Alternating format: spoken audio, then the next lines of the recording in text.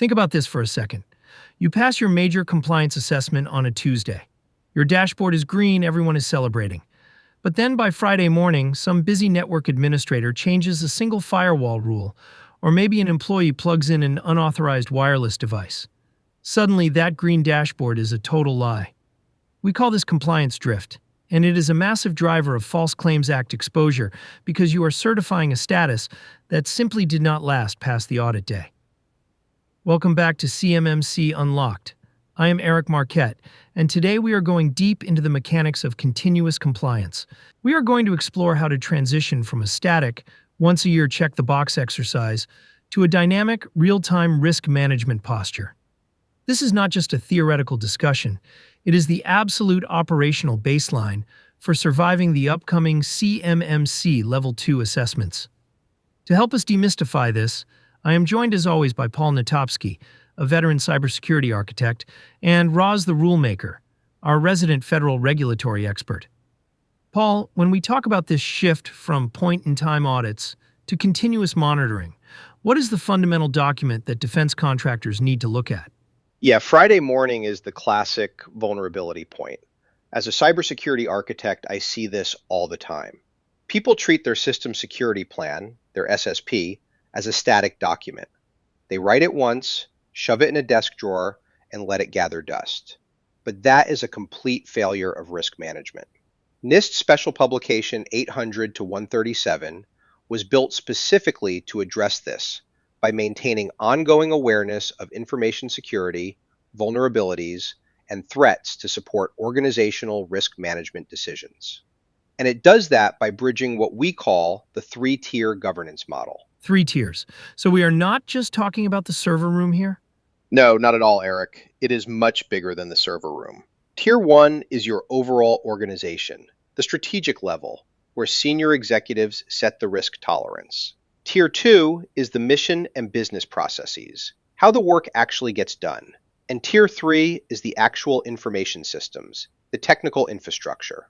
Continuous monitoring, if you do it right, must bridge all three. It translates raw technical events at Tier 3 into strategic, real-time risk decisions at Tier 1.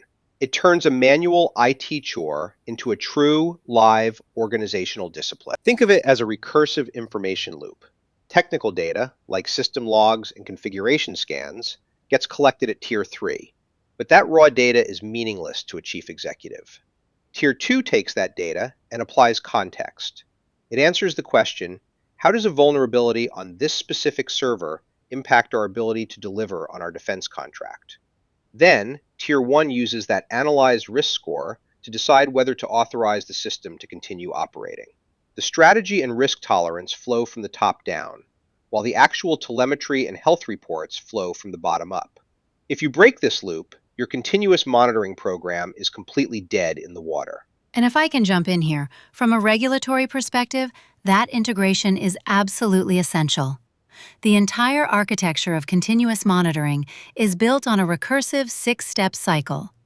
You define the strategy, establish the program, implement it, analyze the data, respond to findings, and then, step 6, you review and update. Now, many organizations get lazy. They do the first 5 steps, they collect a mountain of logs, but they skip step 6. Without that review and update phase, your monitoring strategy becomes completely decoupled from reality as threats mutate and your risk tolerance shifts. Under federal requirements like FISMA and OMB Circular A130, this 6-step process is not optional. It is a structured regulatory mandate. Let us talk about step 1, defining the strategy. This is where leadership must establish a clear understanding of the organization's risk tolerance. You cannot protect everything to the same level, so you have to decide what is critical. Then, in step 2, establishing the program, you determine your metrics and assessment frequencies. Step 3 is the actual implementation, where you automate data collection where possible. But notice that step 4, analyze and report, and step 5, respond, are where the actual risk management happens. If you are just collecting logs in step 3 and never analyzing or responding to them, You are actually creating a paper trail of negligence that any federal auditor or investigator will easily pick apart. Right, and when you skip step 6, you are basically monitoring for yesterday's problems. If the threats change and your checks do not, that green light on your dashboard is just giving you a false sense of security while the back door is wide open. Now, I know what smaller defense contractors are thinking. They're listening to this and saying, Paul, we do not have a multi-million-dollar budget to run a 24/7 security operations center. But 800 to 137 actually has a built-in solution for this, and it is based on something called control volatility. You do not have to monitor every single security control at the exact same frequency. Wait, so you can actually prioritize? How does that work in practice? Well, you look at how often a control is likely to change. Take technical configurations, like configuration management controls, CM6, or system inventory in CM8. Those are highly volatile. Devices join the network, software updates, configurations shift daily. So those require automated, high-frequency monitoring. But then look at non-volatile controls, like personnel screening in PS3. People do not get hired and screened every 5 minutes. You can check that annually or quarterly. By adjusting your monitoring frequency based on volatility, a small business can build an incredibly robust, highly defensible program without burning through their entire budget. NIST also suggests using automated standards to make this practical. Things like the Security Content Automation Protocol, or SCAP. This standardizes how tools communicate software flaws and configuration settings. By using SCAP-validated vulnerability scanners, you can automate the verification of patches and configuration baselines, linking them directly to the National Vulnerability Database. And for those non-technical or partially automated controls that require human interaction, you can use the Open Checklist Interactive Language, or OSIL. This allows you to set up automated, standardized questionnaires for your team, like checking if physical documents are stored securely or if security awareness training is complete. You do not need a massive team if you leverage these automated frameworks. Exactly, Paul. And that is where NIST Special Publication 800 to 137A comes into play.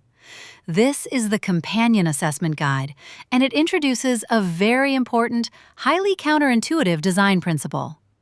The assessment is not designed to evaluate the specific technical outputs of your security tools.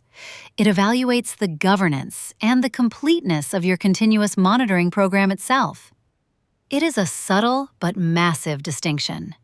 The government does not just want to see your vulnerability scans, they want to see the 128 assessment elements defined in 137A.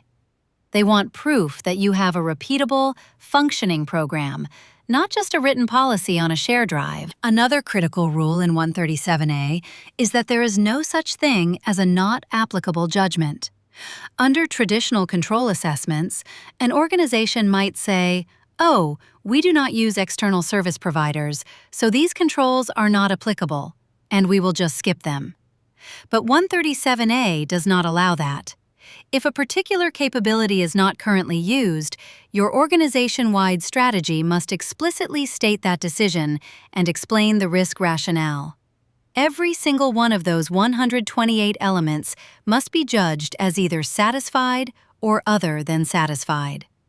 The goal of the assessment is to identify programmatic gaps in how you manage your security posture, not to retest individual firewall rules. 128 elements?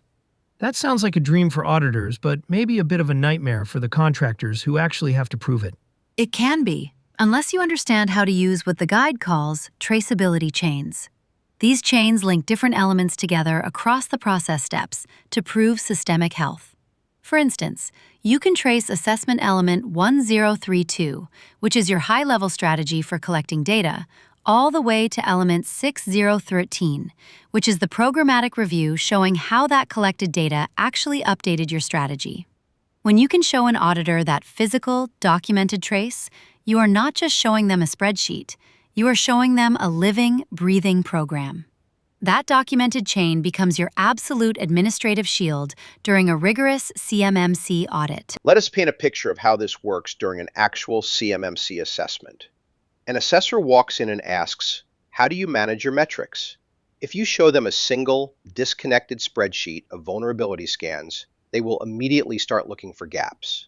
But if you show them your metrics traceability chain, you can walk them through how element 126 establishes the strategy for metrics, how element 2024 defines the specific metrics and their review frequencies, how element 3052 handles the actual reporting of those metrics, and how element 5006 shows how you remediated any incorrect findings.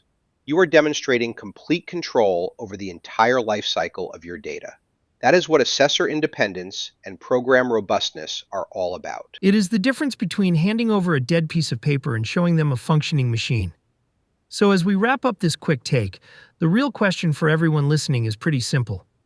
When the auditors come knocking and they demand living proof of your compliance, are you going to hand them a dusty static binder, or will you be ready to show them a real, traceable, continuous monitoring program?